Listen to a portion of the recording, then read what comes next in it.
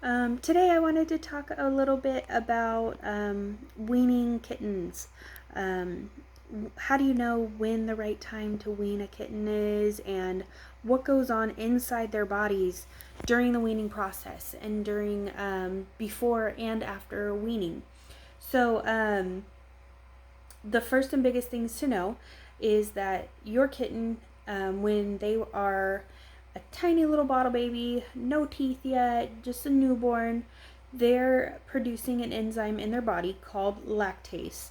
Lactase is responsible for the breaking down of um, milk sugars or lactose.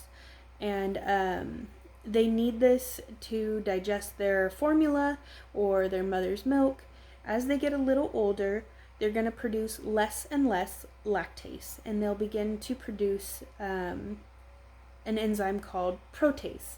Protease is responsible for breaking down meat sugars, the proteins and sugars found in meat, and that's when their life begins as a carnivore.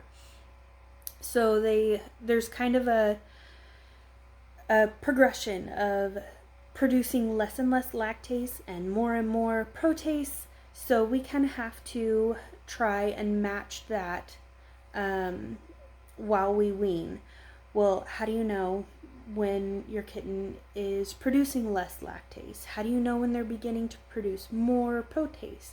A really good indication of if they've begun producing the protease or the meat,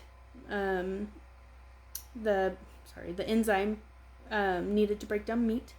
A good indication is going to be, do they have these premolars right here in the back yet?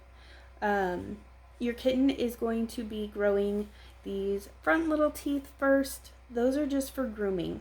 Then they grow these, the canines or the fangs.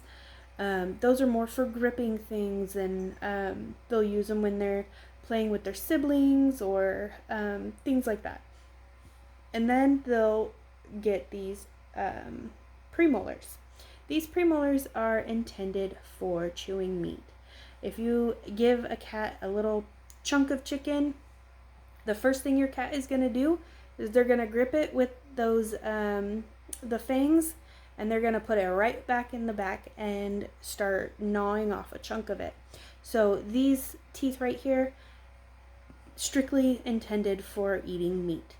Now that's not to say the second they barely teeny tiny poke through, let's give them meat. I personally like to wait until those teeth are they're a good size. They're not like, just, you can't just barely see the little tips of the little white tips. I want to be able to know that these teeth are there. They don't have to be absolutely completely fully broke down or fully dropped down yet, but I want to know that they're a good size.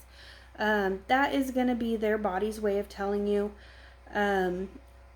that it's slowed down the production of lactase, and then it started picking up the production of protease to break down those meat sugars. And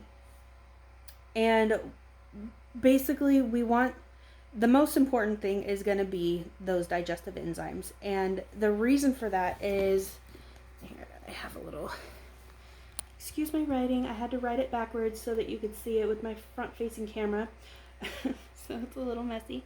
But basically, both lactase and protease, they break down the sugars found in either milk or meat, and they break that, or eventually it gets broken down, whether it's milk or meat. Either way, they both get broken down into glucose. And so we want it to eventually break down into glucose. If your kitten is not producing enough protease to break down that meat and to turn it into glucose, that's where you're going to have big problems. Because glucose is basically one of the main building blocks of life. Glucose gives the body energy. It gives the body, or the cells in the body the fuel to grow, to function properly. It helps the brain function correctly. If they're not producing enough protease to break down those meat sugars and to utilize them properly and to eventually turn them into glucose so that the body can fuel itself for growing and developing properly, your kitten is going to be prone to malnutrition. It can be prone to a drop in blood glucose, which is called hypoglycemia. If you're feeding meat way too early, you're going to have such big problems, not just the risk of diarrhea and dehydration, because that is also a big concern. Is you start meat too early and the body simply doesn't know what to do with it. You might as well just feed them potato chips creamed up. They pretty much can utilize that the same way that they're going to utilize meat foods. If they're not ready for it, they're not ready for it. And so you're going to want to look for those meat teeth, but also, if you do start giving them a little bit of meat and some of the diarrhea does kind of start, just back off for a day and try it again. And sorry, I had to push pause for a minute, and now I've completely lost my train of thought. My husband walked in the room, and now I've lost my place. But hopefully I pick up a little bit where I left off. But basically you want to meet the kittens where they are. If your kitten even if they have those premolars in completely, they're big, they're full, and every time you try to give your kitten meat, it gets diarrhea, you need to go slower. Wait a day or so, try it again, and just go slow. Everybody weans a little bit differently. Some people make a slurry with the formula and baby food, or formula and wet cat food. Other people offer just straight wet cat food first and let them really get that good chewing motion down, and then offer the bottle kind of as to kind of top them off if they're still hungry. I kind of go back and forth depending on what my kittens respond to. I feel like every kitten is different. Some kittens respond really well to slurry. Other kittens respond really, really well to being able to take little bites of wet cat food that has been kind of mounded up for them. I always like to make kind of a little pointy mountain out of it so they can just kind of nom the tip of the mountain off, and it seems to be easier for them. And then I would finish with a bottle or finish with formula in a bowl, whatever they're ready for, whatever their comfort level. You'll find it out, as you go along. I don't personally have any one specific way that I wean, because I feel like every kitten is different. I do really, really like to use baby spoons, because bottle babies are used to accepting food from the human hand. So if I'm going to be replacing a bottle, I typically like to offer a little baby spoon, the little rubberized baby spoons. They seem to really like those because they can bite on them, and they seem to like it with their teeth. They're teething, so it probably feels good too. So I really like to start out with that personally. But what else? So meet the kittens where they are. Don't try to make it go too fast, because it's better for your schedule. If we got into this business of rescuing kittens because of what's convenient for us, there would be no kittens rescued ever. You really have to do what is the best for them.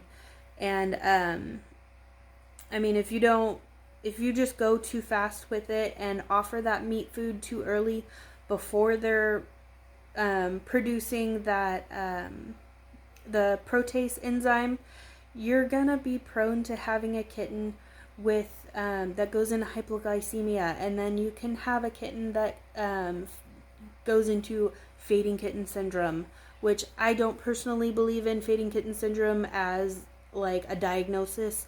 It's the result of something else happening, and a lot of the times it's going to be people starting meat foods too soon because their kitten goes into hypoglycemia, and that is the reason that during a feeding or fading kitten protocol we give Caro syrup.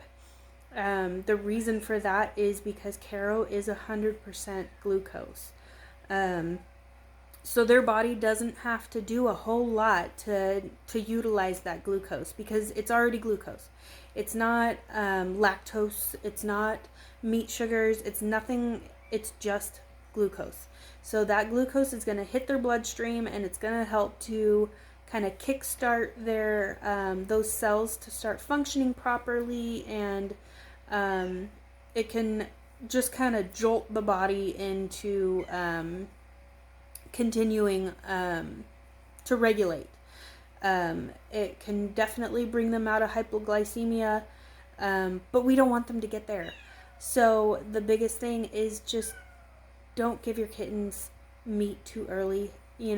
Wait for those teeth to come in and make sure they're a good size, and make sure your kitten is accepting of it. If your kitten is fighting it, let them have formula a little longer. Add in just teeny tiny bits of the meat foods until they're accepting it more readily, and they will. I know a lot of people say my kitten is stuck on the bottle. At a certain point, you do really kind of have to push getting them at least off a bottle, though. Whether that means beginning meat foods, if they're ready for it, or pushing them to accept that formula out of a bowl. And a big reason for that is going to be because those bottle nipples, after a while, your kitten is going to be teething. They're going to want to chew on that. They're going to put that bottle nipple right back here in the back, and they're going to start chewing on it. And if your kitten chews that bottle nipple off and swallows it, I've heard of kittens ending up with an impaction in their body, a blockage, and they end up passing away because they're either too small to operate on, or there's no funds available to do that operation to clear them, or whatever it may be. So at all costs, if your kitten begins to chew right back here or anywhere in their mouth on that bottle nipple, get rid of the bottle. End of story. Don't let them chew on that bottle nipple. If they're just simply not ready for the meat foods, really push them for a bowl. It's one of the best pieces of advice I can give. Just don't let them swallow those bottle nipples. I see it all the time on Facebook groups and stuff where people post pictures of their bottle nipples that are, that's only a little stump, and they're like, what do I do? My kitten ate the bottle nipple. I'm like, pray. So don't let that happen. And if they need to eat from a bowl, so be it. But there is going to be a time too, though, where you do kind of have to start pushing them to eat those meat foods, because I know a lot of kittens do kind of get stuck on formula for a little bit, but just like here, I'll bring this back, just like they begin to stop producing lactase and begin to produce protease, there's going to be the opposite side of that coin, where you go too long with the formula and their bodies just aren't producing enough of that lactase anymore. And that can cause digestive upset too. It can cause, when they start needing more nutrition, that's especially that bottle chewing, that's a really, really good indication that your kitten has gone from producing more lactase to now producing more protease. And when they start chewing on that bottle, it's because they're getting desperate for calories. They're getting desperate for that meat sugar. They're hungry. They start craving, even if they're kind of hard to feed, their bodies internally know that they need something more than just formula. So, while yes, there is, kind of meet them where they are and let them have formula for a little extra time if they need it, but there is too kind of a line where you're going to have to start. If they're, 8 or 9 weeks old, they need meat food. Their bodies need that meat food, and you're going to have to start pushing them, because if they're chewing on that bottle nipple and they're doing that clawing motion that we've all seen before on different Facebook groups, where they just look frantic for their bottle, it's not just because they're hungry, it's because their bodies aren't able to utilize the food that you're giving them correctly in order to break it down into something that they can use, which is glucose. And so if you're giving them only formula and it's not able to break down into that glucose that your kittens need in order for all their cells and everything to function properly, they're yet again going to be prone to malnutrition. So there's a kind of a delicate balance into when to wean, how quickly to wean, and your kittens they're gonna tell you. First you're gonna look for those premolars. If those premolars are in, great. If they're in and they're not just little teeny tiny tips anymore, they're nice, good, strong teeth, go for it. Start introducing a little bit of meat foods to them. If it becomes to a point, where maybe you're not going fast enough for their bodies and they're starting to do that, that tearing at the bottle and looking frantic, and if they're chewing on that bottle nipple, things like that, their bodies are telling you that they need more than just the formula. Maybe you're not adding enough meat, or maybe their bodies may just be beyond just formula, and you're gonna have to kind of go a little quicker. And so that's kind of what I mean by the meet them where they are thing, and go at their pace, but listen to their bodies above all else. And if they do get diarrhea, maybe back off for another day or so and try it again. But that's about all I have to say. It's almost been 20 minutes now, so I didn't realize I could talk that long. But it is a very important topic, and I hope that anybody who watches this gets a little something out of it and learns a little something about your bottle babies. So until next time, thank you for watching, and I hope everybody has a successful year with kitten raising. Thanks, bye.